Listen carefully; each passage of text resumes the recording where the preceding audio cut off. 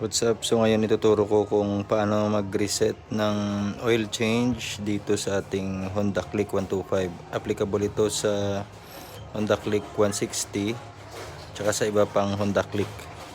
So ang gagawin natin, i-open yung ignition, tapos i-hold natin tong set tsaka yung select.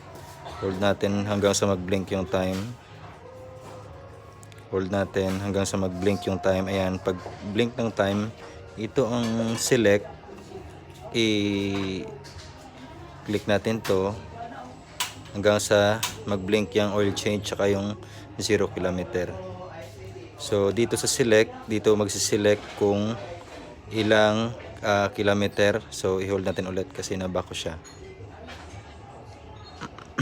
Ayan, once nag-blink na yung oil change, itong set,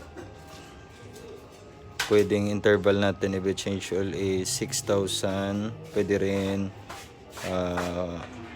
500, 1,000, 5. Sa akin gawin ko lang 4,000.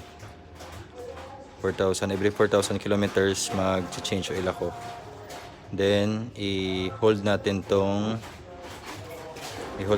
to yung set, tapos i-turn off ang ignition at i-on ulit. Sige, i-hold natin.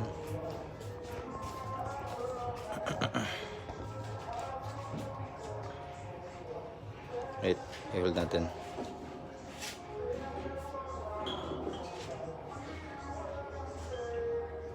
Select, tapos dito 4,000, tapos i-hold.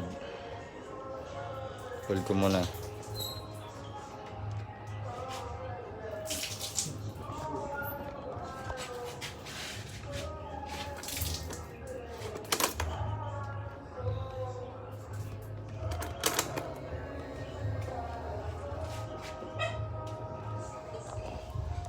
Ayan, after hold, turn off, tapos i-turn on ulit at i-hold pa din hanggang sa mawala yung oil change. So ganun lang.